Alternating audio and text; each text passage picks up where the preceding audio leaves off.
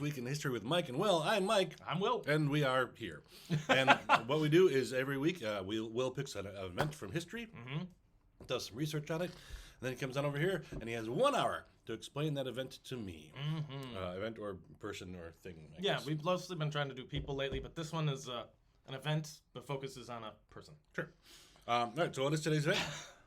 Today's event is Constantine's vision, or the vision of Constantine. Constantine's vision. Yeah, it's 2020. I'll leave the jokes to you. In year 312. Yep. I assume this has to do with the Holy Roman Empire coming on? Yes, sort of. All right. It does have to do with the Roman Empire, and it's holy. So there we go. Well, that's all I know. There we go. So we'll find out more. Yeah. Ready, Will? I'm ready, sir. Okay, so Constantine, not John Constantine, the guy who fights demons in the cool comic book stuff that was created by Neil Gaiman, who is amazing. So if you don't know, go look him up, especially the Matt Ryan version. Okay. He's a Welshman. He's delightful. Keanu Reeves played him? Keanu Reeves played him once. Keanu was actually pretty good, but John Constantine's supposed to be English, and Keanu can only be Keanu. Whoa. He's great at it, and I also think he's a delightful human being, but yes. So I guess we could picture this Constantine as Keanu. Sure. But this guy's kind of a dick, so maybe Keanu's like the worst pick, because Keanu is supposed to be like the nicest person ever. Too late. Okay. Too late. Keanu, so... No, I'm not doing that, though. Emperor Constantine. Oh, good. To talk about him and like how we get here, yes, we have to explain a little bit about his history. Where are we in history? We are in a very complex time in Roman history. During the 3rd century, so the 200s, it was like between 234 and 284. It was called the 3rd century crisis.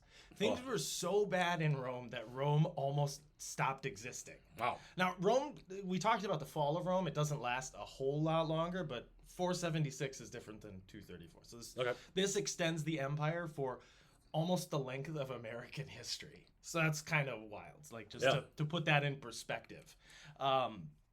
But what was going on is basically everybody said they wanted to be the emperor. There wasn't a clear line of succession. And we were getting into the privatization of the Roman military. Well, that's always good. That's great. So pay attention. Like, private armies are a problem.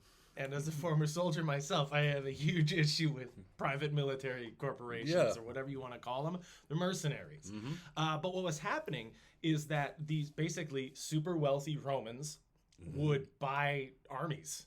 Okay. And they would buy themselves offices of rank and authority so that they could have armies. So you've got a guy walking around with 5,000 men, and not just like, we're not talking like Meal Team 6, like wannabe soldiers. These are killers. These guys are like campaigners who fight. And this is a time in war where you're face to face with the person you kill, and you might use, 2 feet of steel to finish them off. So these are not... So they're mercenaries, but they're organized mercenaries? They are organized... These are... Ergonomic mercenaries. Ergonomic mercenaries. Yeah. They're ergonomic. So, they're comfortable. They're comfortable with killing. Ergonomic mercenaries. They are the comfortable killers. Yeah. Just die quiet. But no, that bit works better. You gotta make the people they get to see. Yep. You can't. You guys, I'm sorry. You can't see all his mime sword work at home there. But no. So this was a time where professional soldiers, basically paid soldiers, are the equivalent of a mercenary. You typically don't have a state army where the military is just funded by the state. There's some units like that, some soldiers, but for the most part, we're getting into the senators own the soldiers. Right. And these guys would follow family lines. So, like, if you were a general and I was your soldier and I really, really liked you, and then you retire or you die in battle, and then your kid takes over, usually the army goes with the kid then. Sure. They're like, no, dad was awesome. Well, did the kid get my money? Usually. Yeah, well, there you go. Yeah, that was another thing is pay. But these guys also had a stronger sense of loyalty. Okay. Because you paid them, you equipped them, you provided for them. Sure. It was almost like a lot of these guys were seen as like father figures to the entire army. Spin it how you want. I think it's the money. But okay. I mean, yeah, money is definitely. I mean, you get paid regularly, and yeah, if you're, that's another thing. If you're unsuccessful, you can't afford to pay them. Right. So it goes hand in hand. Glory is great, but glory also provides spoils of war. This is a time where these guys are allowed to take slaves. Sure. They're allowed to, although it's less common now. There's less slaves now. That was a big thing from Augustus, was less slaves, because it was taking away work from the Romans. Okay. Cheap labor Yeah. was wrecking the economy for the middle class, and he actually cared about the middle class as opposed to him just caring about the Romans. But he comes from a position of privilege because he's the richest guy in the empire. So that's a common theme with a lot of the Roman emperors. Some of them they want the wealthy landed nobility to benefit, and that always screws the poor. And then they also would want like the middle class to benefit, but that would also screw the poor and also make the rich angry. But you can take half of a rich man's money and he's still rich. Right. If you take half of a middle class person's money, now they're poor. And if you take half of a poor person's money, now they only have 2 pennies instead of 4 pennies, and they're still poor. Well, regardless, the poor are going to get screwed over. And the poor always get screwed. One way out of this, though, was to become a soldier.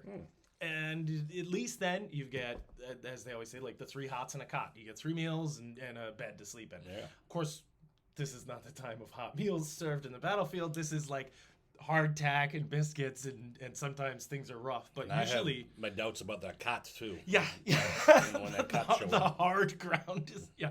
I was promised a bed. Welcome to the army, punk. Oh, boy. Like, yeah, it's Roman soldiers, though. At least they were trained to deal with hardship. Like, Okay. that was you signed up expecting hardship, but you became tough in response, as opposed to a beggar on the street, which also happened to a lot of soldiers, because if you got maimed and you didn't get your pension, begging soldier on the street. Oh, That not a was lot very of common. health care after the. That was another thing. A lot of the guys who provided for their soldiers also provided like an insurance. Oh, okay. If you lost a limb, they paid you. That was a very common thing for these private these private military leaders. So that did happen. The bad ones didn't cover it, and the Roman Empire didn't necessarily cover it. So that's another reason why these guys start getting loyalty. So basically, you join my army, I provide you with food, glory in battle, or sometimes cushy duty. You're Cushy on duty. Cushy duty. That sounds like a I'm gonna search that. bowel Cushy duty. disorder. But no, sometimes you get like a nice battlefield deployment, like in the United States military, like going to Germany. Oh, That's sure. a deployment, but you're in Germany. Yeah. It's awesome. Germany's awesome. It's like, Currently oh wow, great. this is all clean and nice, and the food's amazing, and there's bars everywhere. Wow. And a cot. Nobody shoots at me. Oh no. A bed. A bed. Ooh, yeah. As opposed to like, oh, you're going to Afghanistan. Germany, Afghanistan. Yeah. This is the same thing. Okay. It's like, oh yeah, you're going to have a tour of duty in Gaul, which at the time was a Roman province, or the border of Germany, which is you're going to be fighting and killing. Much more money and opportunity in Germany, Yeah, more to do, I guess. but more comfort in Gaul. Sure. So Gaul's France, right? Yes. So you could kind of pick where you want to go. Yeah. All right. Okay. So this is all going on, and What'd you call this time period? this is the 3rd century crisis. 3rd century crisis. So we've got these guys building these private militaries. Everybody wants to be an emperor. Everyone wants to have And you some get fun. like regional governors saying I'm the king. So it'd be the equivalent of the United States, every governor saying I'm the king, and then the county leaders going, I'm the king, I'm the king, I'm the king. It just goes crazy. I am Spartacus. Yes. I mean the king. Yes. Yeah. And then you have like the tribal leaders who are like have sworn loyalty to the Romans going, well, the Romans, they're in chaos right now. Independence! Oh, So- forget that sworn loyalty. Yeah, well, yeah, they see there's an adage Sun Tzu says in the Art of War: if your enemy leaves the door open, go in. Oh, okay. So they see this opportunity, like, so we can live under the yoke of the Romans, or we can be independent again, and I can be a king again. Whee! So there's a lot of this going on. Right. Everyone gets to be a king. Go by Everybody. Burger King, those little But paper, it's kind paper of like crowns. if everybody's a king, then no one is. That's right. Communism. Yeah, if nobody. Yeah, how do we know who's the best if we don't actually have the best? And the Romans have, like, they have an independent streak, but they also have like a sense of like national loyalty Sure. and all this.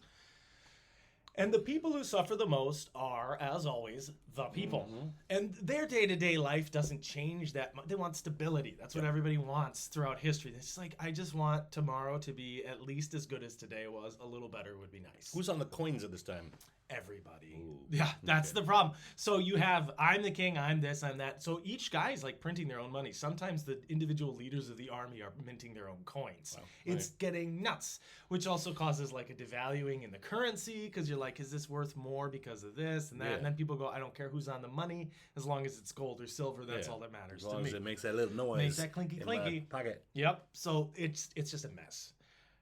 Finally, a guy comes along named Diocletian. Hey, Diocletian. Diocletian is a man who was born poor, became a soldier, and not just a soldier, an excellent soldier. Ooh. He was a very, very good soldier. He served under one of the emperors, Emperor Carus. They were on campaign in the east of the empire, I think in like Syria, that region. Okay. But what they would call Syria is bigger than what we say is Syria. Like Syria was much bigger, this whole region, versus Syria being like a small country nowadays. They were fighting at least in the Eastern Empire, and Carus dies in battle. He's the emperor. Oh, he was. He was. He didn't have an heir. Oh. The army basically just looks at Diocletian and say, well, we like you the best, so you're the emperor now. Dang. The army has control over who rules Rome. Okay. That's how bad things are now. So the other We guy, have the pointiest sticks, you're in charge. Yeah, the other guy was the emperor of Rome, or just a random. He was the emperor of Rome. Oh, He was okay. like running things at this time. Now we're talking about a time though where somebody might be the emperor for a year. Yeah. Like this is, and that's barely enough time to let the empire know you're running the show. Of course, and I said he didn't have an heir. He had an heir, but it wasn't like, this isn't a time where if I say you succeed after I die, everyone listens. Right. You got to write that down. The army said, we don't care. Oh. You're in charge. And he didn't, it's kind of muddy because this time is chaos. Yeah. He didn't like say, nobody else can be the king. So, Nothing in the rule book says a dog can't be emperor. exactly. That's kind of like, Caligula didn't say, he was like, well, no one said my horse couldn't be consul, so he made his horse the consul, which is one of my favorite Romans. It's a true story. He made his horse consul. That's amazing. So Carus's son, Carinus. Now, this is a time where people would just add another syllable to names. Okay. Okay. And then they're like, that's my kid. Yeah. So there's going to be a lot of that. Sorry. Luckily, Diocletian doesn't have kids named like Diocletianus or anything like that. There's none of that. But Carinus decides, I'm going to be emperor. He is not half the soldier Diocletian is. They fight in the Battle of the Margus in 285, and Carinus loses. Oh, curious. So he's in history for just long enough to be a speed bump to Diocletian's rise to power. I feel like I've heard the name Diocletian, He's but I've not heard the name Carinus. Carinus, So I could have probably told you who won that battle. yes, yeah, exactly. Like people are like, yeah, I've heard of a Diocletian. He was in it. That's a name, right? Yeah. Yeah. Carinus? Nope. Even Carus, like he must not. Like I've studied Rome, and I was like, oh, this is that period where they're like 52 emperors, just really, really fat. Okay, that's why I don't know who he is. Emperor of the day calendar. Pretty much. It's the Advent calendar, but with emperors. I get a chocolate today. Yum, yum, yum. Next emperor. So now Diocletian is in sole control, and he realizes the empire is a mess. Yeah. Administratively, it's just total chaos, and it's so large that it's just unmanageable for one guy. And it's just as much fun as it used to be. It is. He's like, so I'm in this is a huge, like, it seems like he didn't necessarily have this was not, like his life path that he had planned out. And now the army though is like, you're this, and I'm a great general. And that required great administrative abilities back then. You couldn't just be like, yeah, go there and kill that guy. Yeah, go there and kill that guy. It was, okay, but I also have to plan out a supply chain. I have to be able to read and write so I can dispatch letters and messages. Yeah. I have to also pay attention to the politics of a region, because if I want to cross from this land to that land, I need to know who's in power. I need to know who are my allies and who aren't my allies. And I have to be good at communicating, because if I can avoid a fight, I will like to avoid a fight, because then I have the guys I need to fight the actual battle instead of dealing with all of this drama. So this is being a general at this time is you have to have charisma, you have to be successful, you have to have so many good attributes. It leaves very little opportunity for you to have any weaknesses.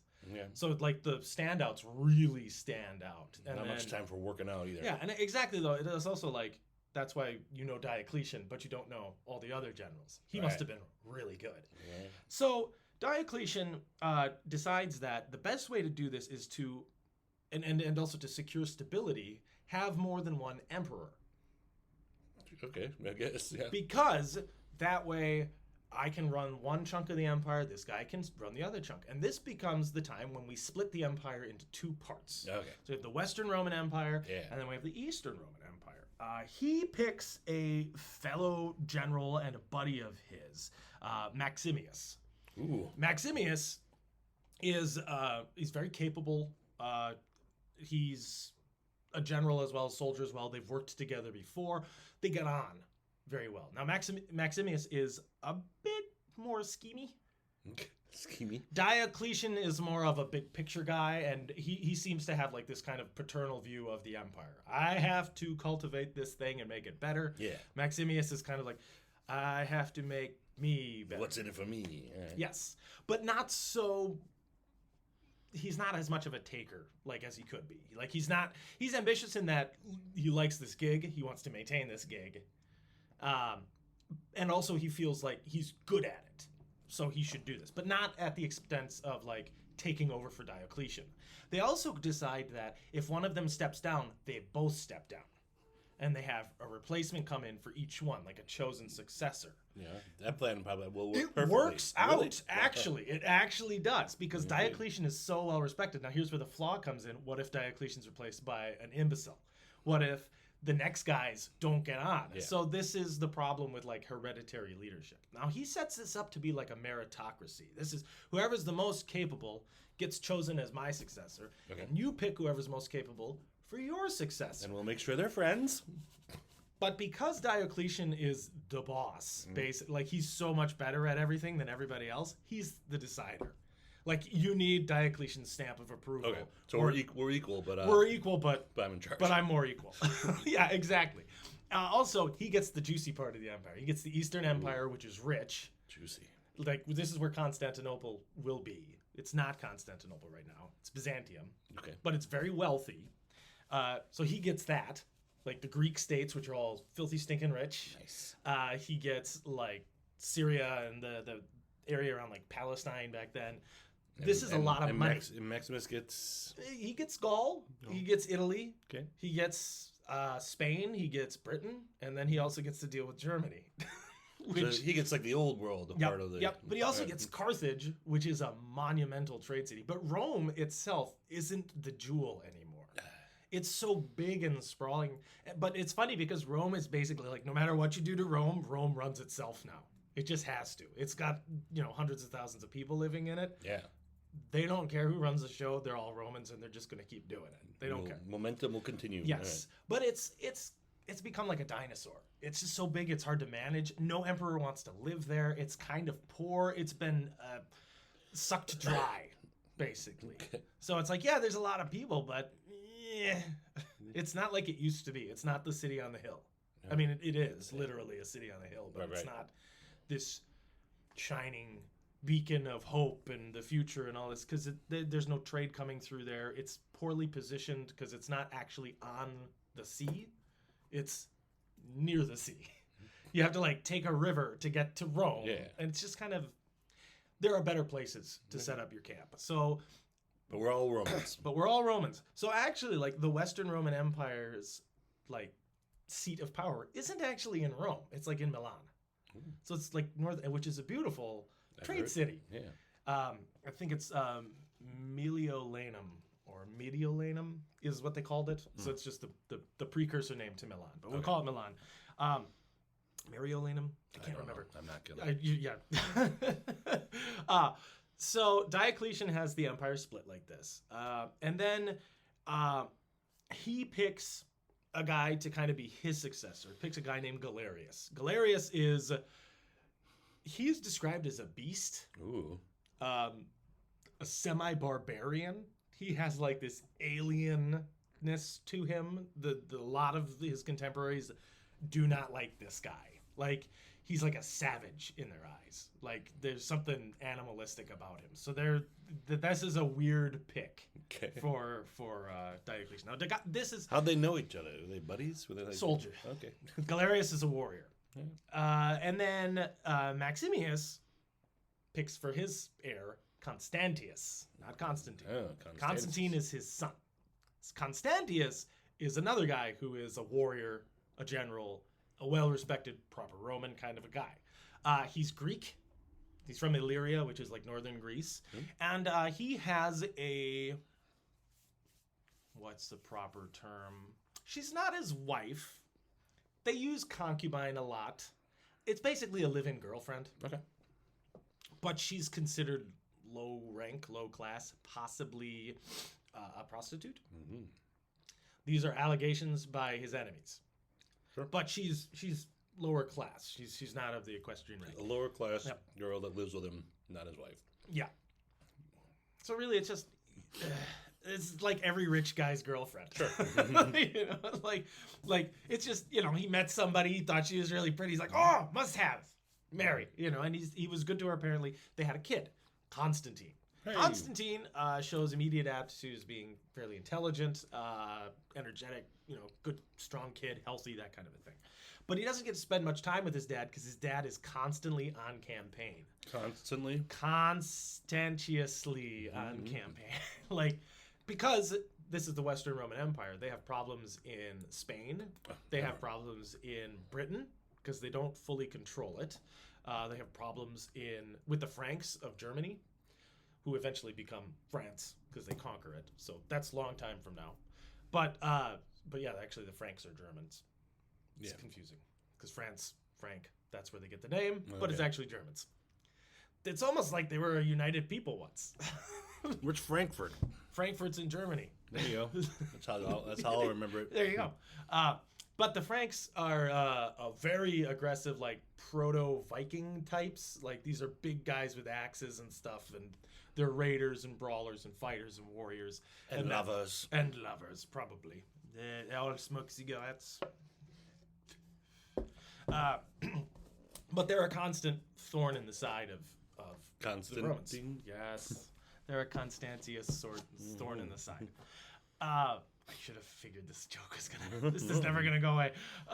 But like Germany throughout all of Rome's history has just been unconquerable and a problem. Like they're a warrior people, they're hardy, and they're not gonna be ruled by the Romans. And it's the middle of everything. It's in the middle of everything, yeah. And it's basically a giant forest. So you can't conquer a giant forest. Like, these trees are ancient, giant, huge trees that take up everything. So if you want to like reclaim that and try to pacify it, you have to like kill the forest kind of a thing. And that's like impossible. There's also huge swamplands that are in the woods. It's just bad. What a place to live. Anybody who lives there has got to be just tough. And most of these people were like driven out of other places by different ravaging hordes in different parts of the world. Oh, okay. So they had to come here and coalesce as a people.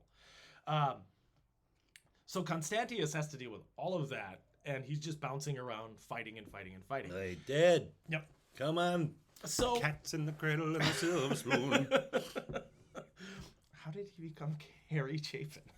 How did he become Harry Chapin? His dad's always away. Oh, yeah. Yep. Okay. We'll be together then. Yeah! After I'm done murdering this tribal people. But this ingratiates him with Maximius. So Maximius picks him as like his second in command. Whom?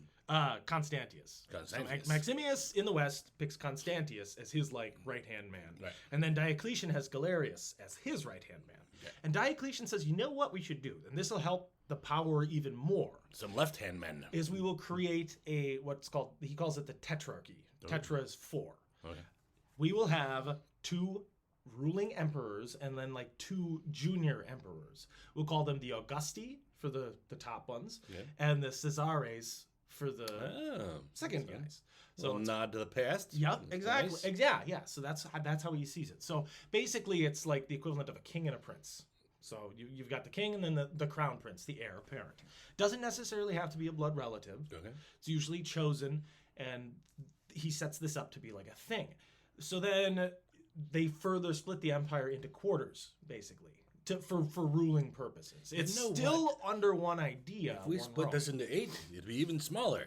And easier, yes. 16 would be even easier. Good. Let's do 30 seconds. You know what? Let's just make this a bunch of countries and then call it Europe. Okay. Let's see if that works. So they've kind of split how everything gets run because they feel like if Diocletian wants to run things, he's got to do all this work. It's better to delegate some of that authority. Yeah, it's a lot. Yeah, because he realizes sole ownership of this empire is not great. And he didn't want to do this in the job in the first place. He didn't want to do it in the first place, yeah. And the last time they had like just one guy, it started to really fall apart. Yeah. But he still likes the idea of having the leaders chosen, like the leaders established, and then they choose who comes after them. It's not a democracy.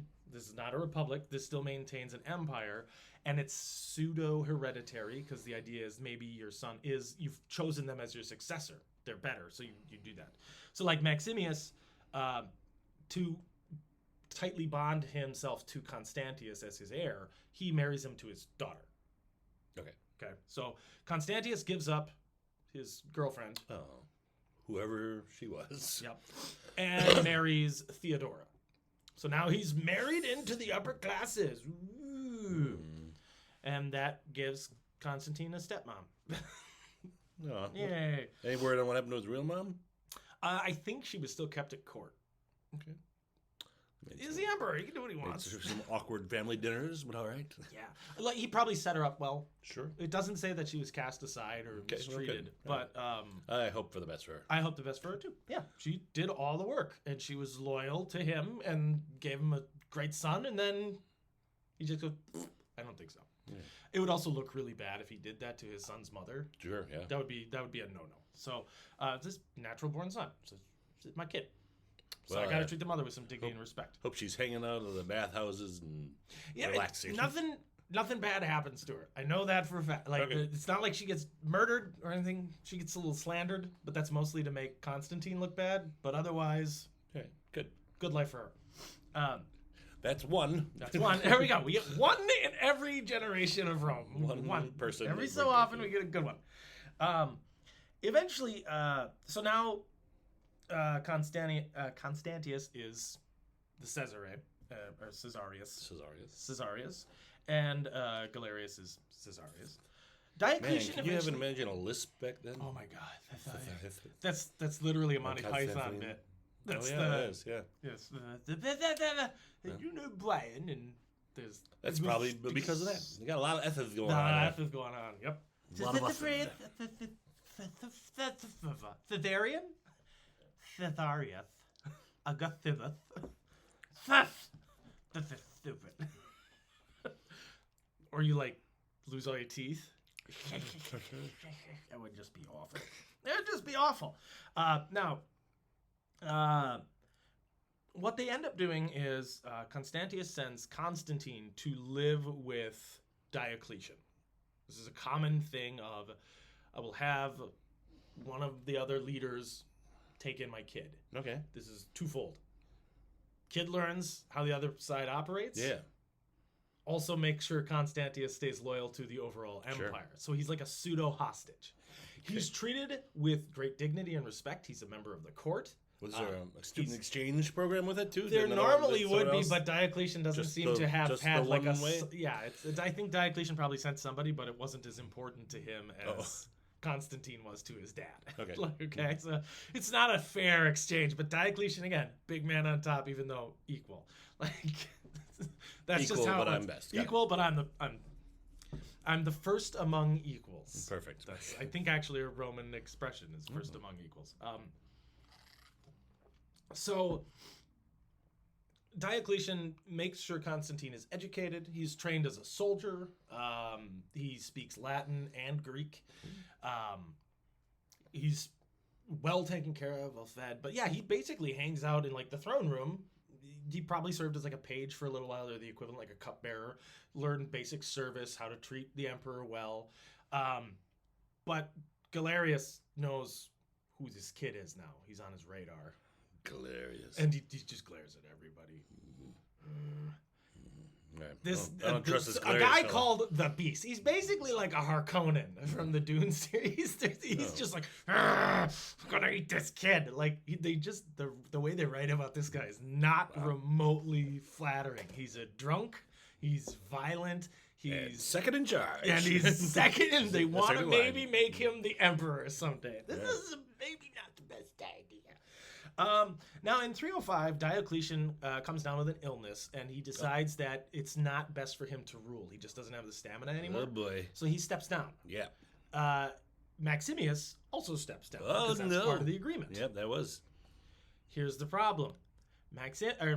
Galerius has been whispering in Diocletian's ear, and a bunch of people have been whispering in Diocletian's ear about succession and who should do what and when and where and all this. I thought we had this all planned out. They do, mostly. Yeah. So they make Constantius Augustus. Yep. So he steps up. It was. That's that, he was number 2, now he's number 1. And Galerius. And they make should then- Galerius jump up. Yep. So far, it is Everything as planned. is as planned. However, they make them switch the Caesares. So Constantius wants his son Yes. for good reason. Because Sure. he's been training him. Like that's this whole Yeah. point of all of this has been my son. He wants his son back too. I want my son. to Give me be back my heir. son. Yes, it always goes back to ransom. Doesn't Sure. it? Give me back my son every time. Every time. Galerius basically convinces Diocletian to say Oh, no. They make Severus his heir. Severus. Severus has not been part of this tale yet. Oh, he's been at Hogwarts this whole time. He's the potions instructor. Mhm. And then I shall be the Constantine. Galerius gets Maximinius, who is not related to Maximius. Maximinius? There's 3 Maxes in this story. Okay, but Maximinius means big and small. Yeah, he's big and little. Big and Masi Menos, more or less. So more or less becomes his heir. Perfect. Well, This great. This makes Constantius angry. He's not pleased with this. Yes. He knows there's some sneakiness going on. This was not as planned. This is not as planned, and he's like, why? And it's literally just to hamstring him. Yeah. But Diocletian sees this as long as nobody's too powerful or too happy, everybody's okay. It's the core of compromise, right? Okay. Everybody leaves a little disappointed. Except But for so Galerius. far, Galerius seems to be winning. I'm angry. Sure. Now I'm mad, and I'm in charge of the wealthy part of the empire, and I have Constantine in the court. Galerius starts to maybe make more overt suggestions that he's gonna kill Constantine. Cool. There are legends that he sent him out in charge of a scouting party into a swamp. Why don't you go check out this swamp? Yep, that was filled with enemy soldiers. At least. And yeah, at least there's a lion, there's the nothing, and it's Sure. a never-ending story thing. There's that wolf Yes, thing. yeah. It just says everybody's gonna die. Gators. Gators, yeah, all kinds of things. Sure. He comes back alive. There's another time where he apparently pitted him against a lion in a fight. These are all crazy stories, but Yeah. there are probable. What's more likely is he put him in situations where it was risky and it didn't have to be. Okay. So This is Constantine, Galerius doing this to Constantine. So Constantine, understandably, is not comfortable in this situation. But he's enjoying his origin story. He's enjoying his origin story, right? long as right. you don't This die. is how you get your cape and mask Sure. and become a superhero. You gotta so go through he's some tough times, fight a lion. Yeah, exactly. So Constantine, and of course these stories are written later. Yeah. So, and we'll understand why some of these stories are so big. Constantine, though, does not want to be here anymore. It was fine when Diocletian was running things because Diocletian was not actively plotting. Yeah. Galerius is big. Like, he walked in the door and Galerius is like, I'm going to friggin' eat you. Like, Jeez. he's described as a beast. You know, I keep picturing as this foaming at the mouth madman. It's not I don't good. care for my new stepdad. Yeah, exactly. You're not my dad. You're not my real dad. I don't like you. He's like, hi, I'm Constantine. I'll eat you. Okay. Now get in the swamp. Go fight in the swamp. Against what? Yes. Go fight the swamp. Don't make me ask again. So Constantine basically writes Daddy, I don't like it here. And Constantius is like, I do not like my kid being there anymore. Galerius is a psychopath. Dear Galerius, I would like my son to come to Britain where I am to help me in my campaign against the locals and, to teach him the ways of the western part of the empire and really just further his education. Come on back for a little. Also, I hear he's ill, and I would like to make sure he's taken care of by family. Okay. And Galerius is like, no! But according to legend, Galerius gets super duper drunk one night, and Constantine convinces him it's okay for him to leave. Good one, Constantine. And then Constantine gets on a horse, hamstrings every horse he finds along the way, which I think is cruel and unusual. What do you mean hamstrings? Like slits their hamstring. Oh, no.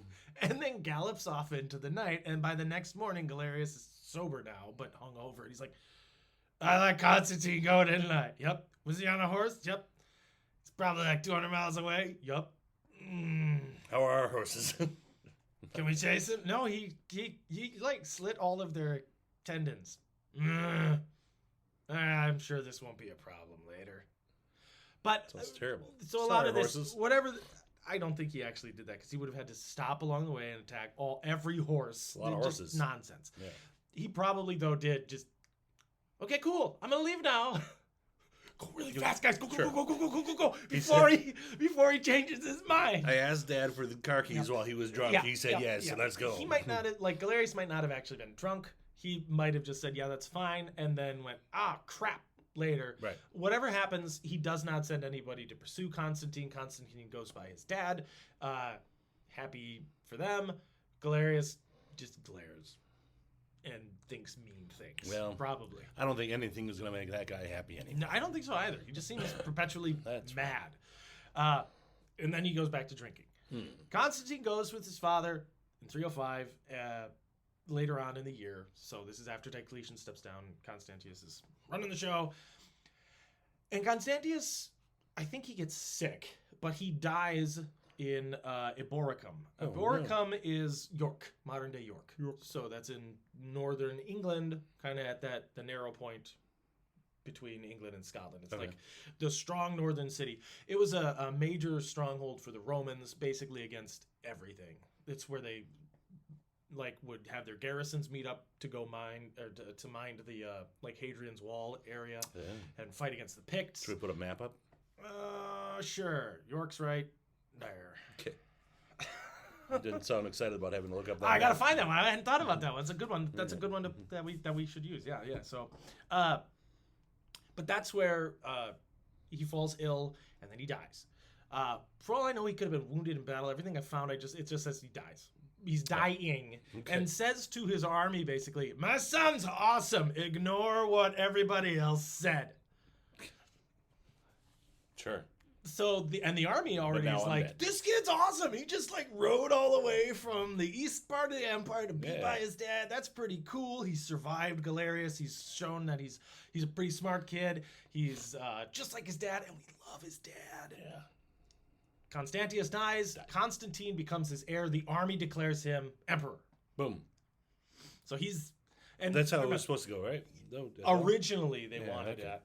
But Severus is supposed to take over. Oh, yeah. Severus is the Caesarius. So he's the Caesarius.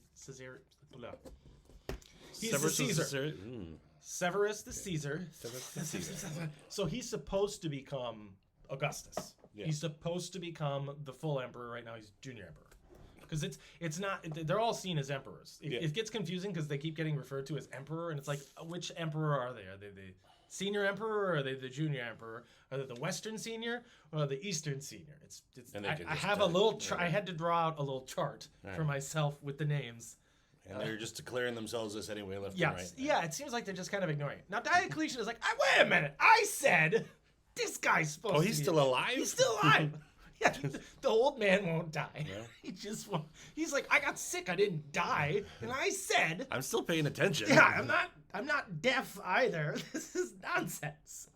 Now, because there's been a bit of a switch up, the Franks have been paying attention during all of this. And like, this stupid kid isn't going to be as scary as his father is. Invade Gaul! Oh. So the Franks immediately start charging into Gaul and murdering people. Meanwhile, one of the client kings of Gaul has sworn fealty to Constantine. He's like, no, emperor. Yeah. So it's not just the Roman army, it's some of the client states that work for the Romans. They're like, yeah, this kid's great. Yeah. We support him. Okay, Constantine, great, you're the emperor. We're fine with it. And Constantine's not like 16. I forget how old he is, but he's an adult now. Okay. So this is not a child, but it's So the young kid. and He's the yeah. kid. Yeah. So now we've got things starting to get a little weird. Constantine's like, okay, I got to deal with the Franks, but first, I'm gonna do something kind of snide. Oh. He sends word to Galerius that his father has died. Yeah. Along with this word of his father's death, he sends a portrait of himself in purple, which is the color of an emperor. Oh, yeah. Wrapped in it's bay leaves, but that's like the laurels. That's what they make the laurel crown out of. So he very clearly is stating, I am his heir, I'm the emperor. Hello. And Galerius looks at this, he's like, what? You're not the emperor. Severus is the emperor. Oh, Who are you? You remember how it used to do live you with even I should have. I can't believe I got drunk and let you leave the city. But Galerius actually, he and Diocletian start talking because Galerius is like, what do I do? And Diocletian said, you can't just tell him no, because that's gonna start a war. Right. That's gonna cause, because there's a whole army that's like, no, we're on board with this. But you can't just let him claim the title of Augustus. Yeah. Because he was never a Caesar. Yeah. And that supplants Severus, who should take the place. So here's what you should do. Name him a Caesar, so he's still an emperor. Okay. And then make Severus the Augustus. So it maintains, because we never establish who takes over after Severus. So this way, everybody's happy. But either way, except Severus, who thought he was on deck. And then Severus like, what the? Huh? Yeah. So Severus still gets what he wants. Severus gets to be, he was Caesar, now he's Augustus. So he doesn't lose anything, he gains. Yay, Severus.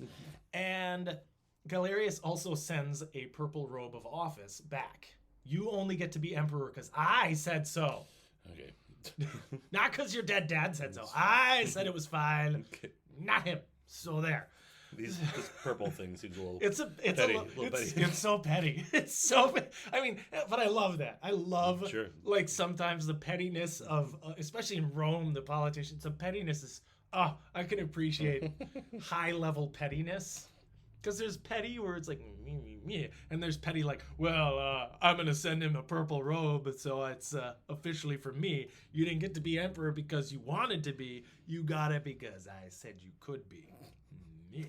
It's like... Whatever helps you sleep at night. But exactly. Like, okay. Okay, fine. Right. And but this is like Diocletian maneuvering things. He's like, okay, how do I keep the empire intact? How do I keep everybody happy? Do this. And it works. Okay. Yeah.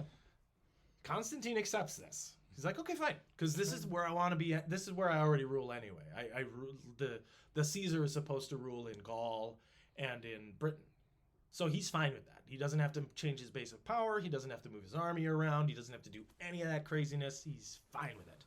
Yeah. End of story. Well, thanks for coming. No. We haven't gotten to the thing. So now, though, he can focus on the Franks. He doesn't just focus on them. He whoops them. He beats the crap out of the Franks, sends them back into Germany, invades Germany, beats up a bunch more Germans, and then goes back to Gaul. And he's like, I'll teach them. And it does, kind of. Like, they're like, my goodness. Apparently, it was a bad idea to think Constantine was the weak one. Maybe we should attack somebody else. Spain, meanwhile, is not happy with this change in power, so they basically tell Constantine to bugger off. They're like, nah, we don't care what you have to say. Spain wouldn't say bugger off. No, they'd say something much Spanish, and much more Spanish. Yes. They wouldn't choose the British version, but Right. I'm trying not to jump into the R-rated thing, but they're like, go away, we don't like you. Because they're like, this is supposed to be who takes over. So Yeah. they initially, flip him off and like, I don't care what you say. So Constantine has to deal with a little bit of this. But meanwhile, he focuses on this kind of a brilliant campaign of propaganda.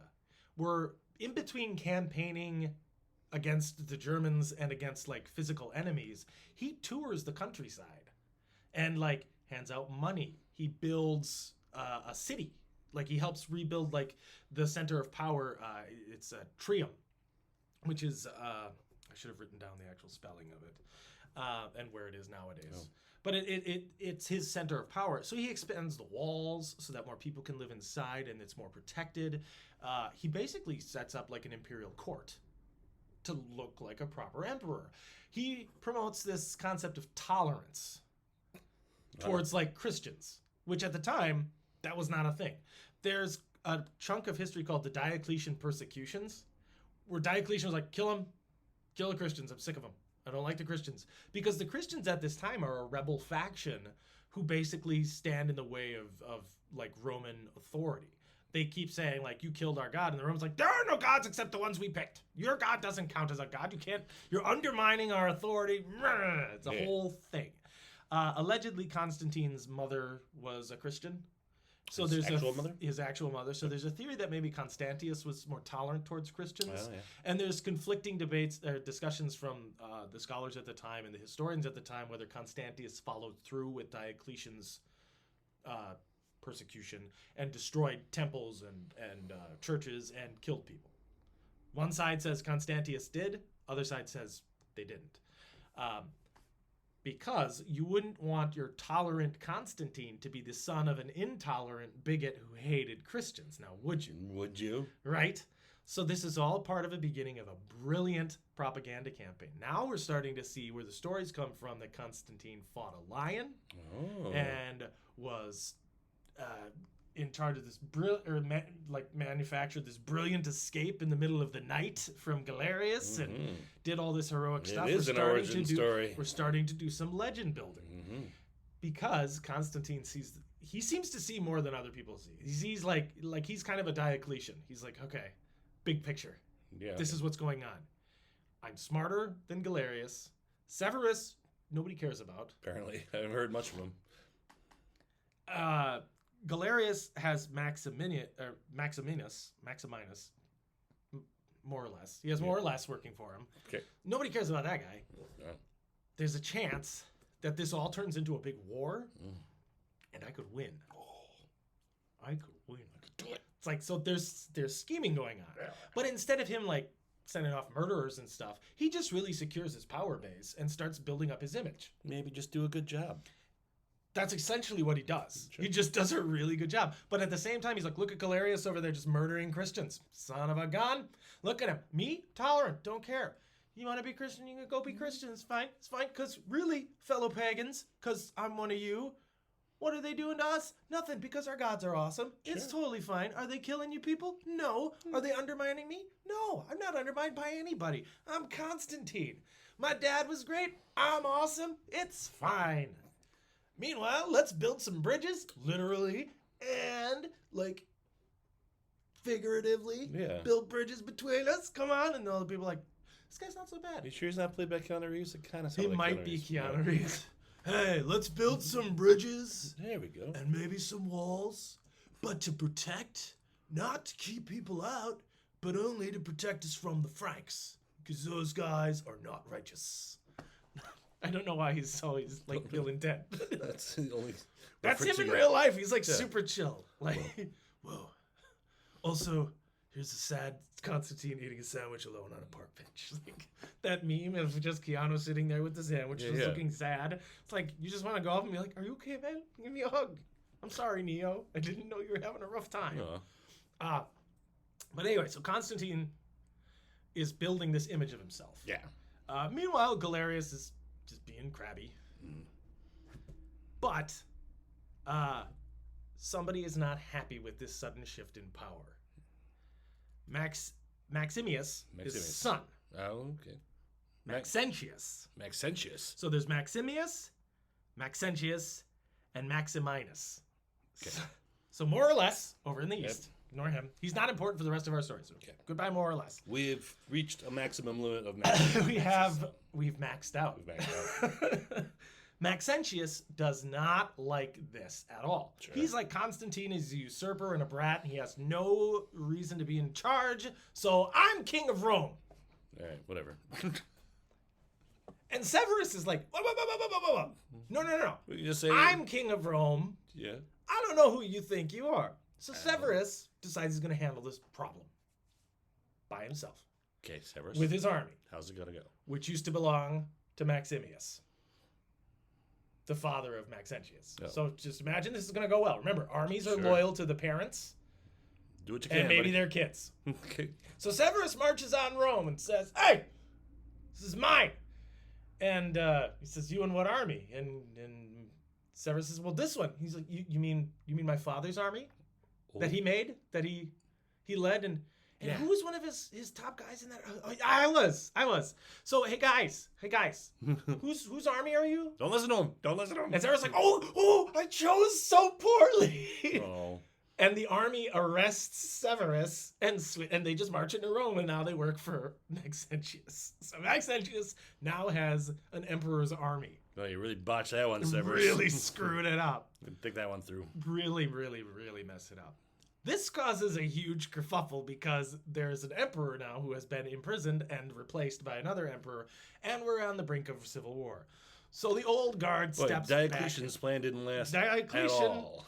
just shakes his head and says, "Maximius, can you handle your son? Please?" So Maximius does. He comes out of retirement. And he goes to Constantine first, and he says, "Okay, here's what I want you to do. Your dad and I got along really well. Remember, I'm the one who picked him as my heir." Yeah. And Constantine's like, "Yep. So here's what we're gonna do. You're gonna marry my daughter, Flavia. Flavia is beautiful and noble, and she's tied to my family. Flavia, which is like flame, fire. And Constantine's like, "Yeah, sure, I'm not married. Cool, sounds good to me. Great. Now I'm tied to a noble family." He's like, "Okay, but here's the thing. Now that makes Maxentius your brother-in-law. I want the old order back, okay? I want your family and my family. We want the two families to be united." Okay. So the Godfather, Yeah. basically. Maximus is kind of the guy, which is kind of funny because he kind of has like a round jowly They are face. Italian. Yeah. "I want you to unify the families. Buonasera, come on, do this for me. Someday, and the day may never come, I will call upon you to perform a service. Today is that day. On this, the day of my daughter's wedding to you." So Constantine signs Now do off. that all in Latin. Yeah. You guys, not me. Yeah, you just guys. imagine that in Make it all Latin. Okay. Constantine says, "Yeah, this is fine. I'm fine with this idea. I'll marry your daughter, and I'll be cool with Maximius or Maxentius." I love as much as I love my brother-in-law. He's very lukewarm about this. Yes, well. He's like, Most people are that way about their in-laws anyway. yeah. Well, because one of the things that Maxentius does is he says Constantine's mother is a whore. Oh, well. And he is born from like polluted loins and like nothing, and he's a nobody, and nobody should listen to him because he's a peasant. But he's my brother-in-law. That's a great way to talk about a warrior king guy. Sure. That's a great way. Well, Constantine shows that he is the smartest guy in the room, and he says, "Okay, fine." Fine. But rather than go to Italy to help Maxentius kind of stake his claim and potentially fight off Galerius, who's not happy by the power shift. He's like, "No, you guys in the West keep screwing this up, okay? This It guy was was my supposed to be plan king, that I and adjusted." that guy was supposed to be king, and then that guy was supposed to die, and this other guy, and you're Yeah, not doing what you're supposed to do. You screwed up in the first Why place. is there an emperor in jail?" Galerius, you screwed up to start with. Yes, well, yeah, and Galerius is he's just pissed. So rather than send an army south, Constantine's like, "Oh, but I gotta go to Britain first because I got stuff going on." Hey, that was his excuse for escaping the first Yup. time. Just I blame gotta Britain. go to Britain. I gotta go to Britain. Right Deal back. with this thing. And then he sends Maximius to deal with his son. So Maximius goes to Italy and he's like, "Son, stop being a douche." And Maxentius says, "You're not my dad." "Okay, you're my dad, but I'm not gonna listen to you." And Maximius tries to overthrow his own son. Oh. It does not work. No. Which is wild because it was his army, but his Yeah. army's like, no, we switched sides enough. This is our guy now. You're done. You retired. You left us, okay? We didn't leave you. You left us. Yeah, exactly. Like, you abandoned us and retired, and then you put us with some freaking potion master, and now we don't know where we belong, and we chose your son, and just go. So very sad fight. it's just all the soldiers just crying. Yeah, that's sad. Like, we're not mad, we're disappointed. They all died. Damn. So Maximius leaves. He's like, fine, I'll go to my better son, Constantine. No. So he goes to hang out with Constantine. Constantine sends him south to deal with some problems with Spain. And then he goes off to fight the Franks. And then Maximius says, Constantine died fighting the Franks, and I'm the emperor now. Oh. I'm back, baby, I'm back. Which is all nonsense. It seemed like you buried the lead. What happened? Yeah. Maximius just suddenly switches sides, and he's like, I'm in charge. Like, I'm coming back, and I'm coming back in a big way. It's nonsense. And he's in Constantine's army. Like, Constantine has just sent him with some of his men. Yeah. These guys are, like, fanatically loyal to Constantine. So they're like, no. No. Okay. There are two versions of this story. One version is that they just, like, arrest him, and Constantine said, bad. Yeah. I'm going to be loose in the punishment, but I strongly suggest you do the honorable thing and kill yourself. Oh.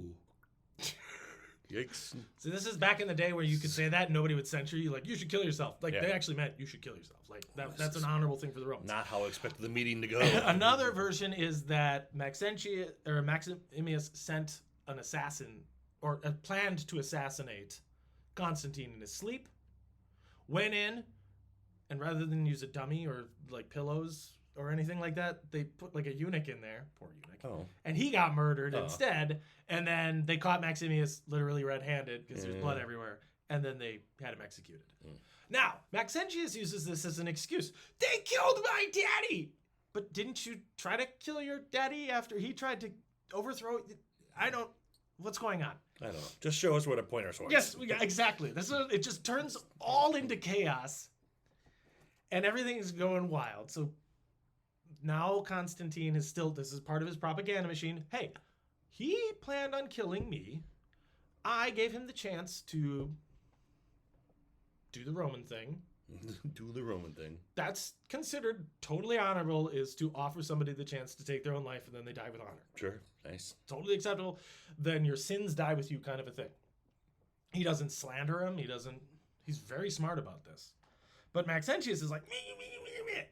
So this happens in July of 310. So we've jumped ahead a couple of years. Sure. On the 25th of July, an anonymous orator, there's this public speaker comes out in Gaul, and he has this huge speech. Now, I could not find anything that pointed to the identity of this guy. There's just a couple sources that talk about him. Mm-hmm. It could be anybody. But he comes out and he says, just so everybody knows, Constantine's not some peasant. He's actually a direct descendant of Emperor Claudius II from the 200s, back before or from the 2nd century, before all this went nuts. There's no evidence of this. Oh. This guy just comes out and says, he's actually the blood of a king. Turns out. And Constantine's like, who, me? Oh. No. I'm a lowly soldier, not a great king. Oh, no, you are a chosen great king. Who sent this anonymous man here? Yep. So this guy comes out and he says, no chance agreement of men, nor some unexpected consequence of favor made you emperor. You are chosen by blood. And the guy goes on and on and on about how he's like this chosen king. And Constantine's like, I just must accept. Now, a few months later, in the spring of 311, Galerius dies. Hilarious. Galerius. And now, all of that planned tetrarchy stuff, they're all dead. Or Okay. out of power. That wasn't much of a plan anyway. It lasted for Diocletian, and that's it. Total chaos erupts. Yeah. Everybody's heir starts fighting everybody else. Maxentius immediately invades the east and plans to conquer everything. Constantine gathers his forces and says, you know what, we got to take out Maxentius. That's the first step in our fixing Rome. This guy's a nut job. He thinks that he's going to do all this stuff. We're going to deal with it. He takes 40,000 men and crosses the Alps. Maxentius rushes back, and he's like, I got to stop it. At the battles of Turin and Verona, which are in northern Italy, he gets his butt kicked. Like, Maxentius just gets crushed. And he has to run back to Rome for more troops and for supplies. Now, Maxentius has used Rome a couple of times. He used it against Galerius. He used it against Severus as like a holdout. Rome is such a huge city, it's almost impossible to properly besiege. It's well supplied. It has a ton of people in it. It's just big. So besieging it takes forever, and most armies just go, I'm bored, I'm going home. That's what happened with Galerius. That's what happened with Severus. And Severus also had his army switch sides during this. Yeah, so Rome is this great holdout. He, for some reason, decides, I'm not going to risk a siege. I'm going to fight. One of the versions of it is, if we get our lovely little book comes back. Where did I write it down? The Sibylline texts. Remember we've talked about those? They were like prophetic books that were written out. And it said that he should fight them because on October 28th, an enemy of the Romans would perish. It doesn't say who the enemy was. Okay. But that he should fight them. Mm-hmm. So, Maxentius gets his army. It's about 25,000 men. Constantine brings 25,000 men, and they meet north of the Tiber River. Now, there's an issue here. Maxentius took down the bridge, the Milvian bridge that crosses this river. Okay. He either destroyed it, set it up to be like weak so that when Constantine marched across, it would collapse, or he built like a pontoon bridge next to the ruins. So there's different versions of like what this bridge looks like. Okay. It might be like slightly rebuilt. So it could either be slightly rebuilt bridge. So there's the stumpy, halves of stone and then just some wood. It could be pontoons, which, not the greatest way to cross a river with a big army. Or he might have trapped it so it's like you pull out this brick and everything falls. So this is not a stable, great bridge. Okay. And for some reason, he decides to put his army on the north side of it with his back to the river, which is never a good way to set up your army because if stuff goes wrong, you can run into the river and die. And that is exactly what happens. Constantine is a much better general. He comes in, he sends his cavalry against Maxentius's cavalry, and he crushes them. Now here's where the fun bit is. Here's where the fun is? Well, I know, we're out of time. I had to do a lot of information. On October 27th, the day before this battle, Constantine allegedly has a dream. Ooh. I have a dream. Mm-hmm. He has a dream that Jesus Christ comes to him and tells him, you will defeat this army, but you will use this symbol that represents me to fight them. This is one version of the story. Okay. The other version of the story is that Constantine says he sees a light in the sky that looks like a cross set across the sun. This is a perfectly natural phenomenon. It's called a sundog. Sure. This is what it looks like. Oh. Yeah, I got one. What happens is it's when the sun comes over the horizon at like dawn, it makes like two little star points off to the side and they flash into the middle and they make this cool like diamond pattern. It's really beautiful and it's based on like ice in the sky. Oh. It's not... At dawn, you say? At dawn. Yeah, so I'm not awake then. Yeah, no. Okay. No, I'm sometimes going to bed then. Sure. But I'm not looking out. But apparently he saw this and it inspired him. And then years later, he told his chronicler, Jesus told me to do this. Yeah. Now this, once again, is Constantine's brilliant propaganda. Because up until now, he's a pagan. But the day before a critical battle... where his guys need the greatest motivation possible, he says, the Christian God told me in a dream, this is how we win. And then they have this expression, through this sign, victory. And that's the symbol of like the symbol of Rome. They call it the Chi Rho, which is an X with a P over it, which is this symbol. Mm-hmm. And that becomes like kind of the popular symbol that is used by Rome after this. Now, the first time it's really seen is in 317, so it's sometime later. Yeah. So this is largely legendary. Mm-hmm. Anyway, Maybe made Constantine up. the next day.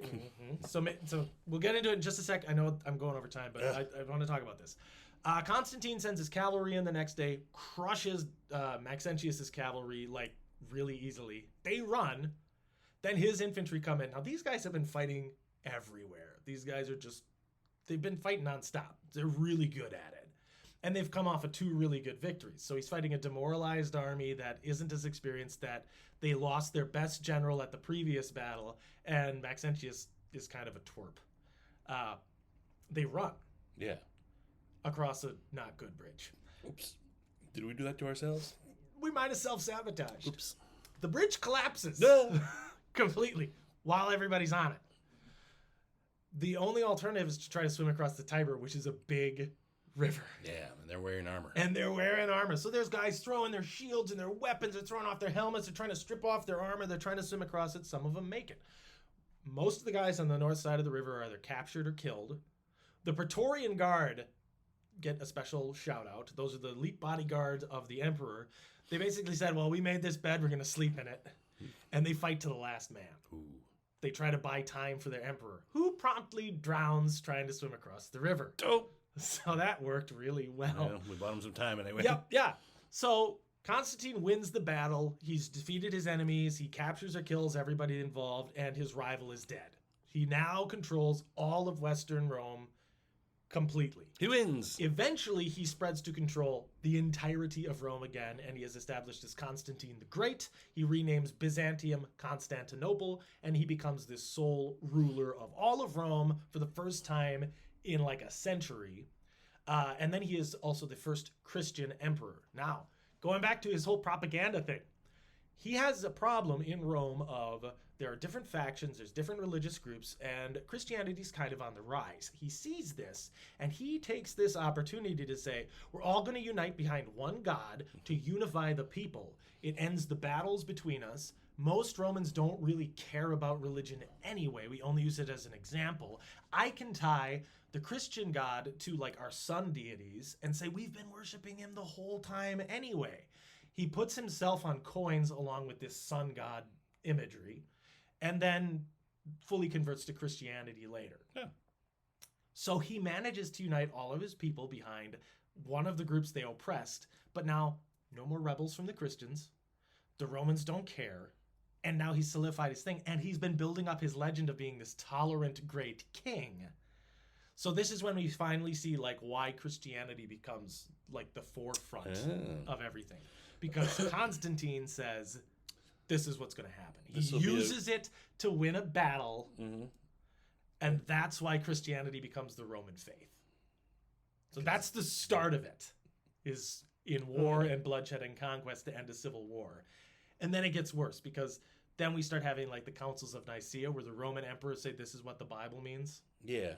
Which I think we talked about the one time. So it starts as a good way to control the populace. And then maintain, right? So you have one of the greatest propagandists of all time, who's building his legend at the very beginning, and then later on uses Christianity as a nice way to tie it all together. Use religion to maintain power. Interesting. Good plan.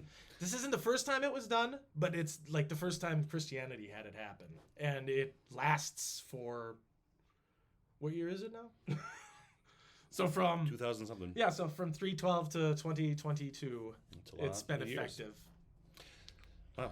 There, yeah. Ever tell you about the time I fought a lion? I fought a lion. It was a tie. Yeah, I assume you won. Oh, it was a tie? Tie. That was how they actually explained it for Constantine, was he was less worse off than the lion. Well, Like, the lion was more injured than him. I was like, yeah, but he still fought a freaking lion. Like, that could mean, like, well, the lion lost an arm. He just lost, like, half his face. well, that was the legend of Constantine and his vision. And, his vision. How he shaped all of Europe. Pretty much, yeah. That's how Christianity got its legs up on under it in Europe. Will went way over time. I went way over time. Sorry, I got carried away talking about all the maxes. Sad about the bridge. All right. I'm really sad about next that week, we're gonna join us, and we're gonna be talking about Vlad Tepes. Vlad Tepes, yes, of Wallachia. We'll find out all about that next week. As always, subscribe, add some comments, tell your friends, share the video. That's right. Blah blah blah. Blah, blah, blah. We hope you enjoyed yourself and you learned something, and Yeah. also know to follow the plans laid out by your Yeah, don't. elders. Well, I mean, it worked out really nicely for Constantine. I guess. But also don't hire a guy that's like a raging alcoholic, egomaniacal jerk. Galerius, looking at you, buddy. Take that advice. Yeah. All right, we will see you next week for more This Week in History. Bye, Will. Bye-bye.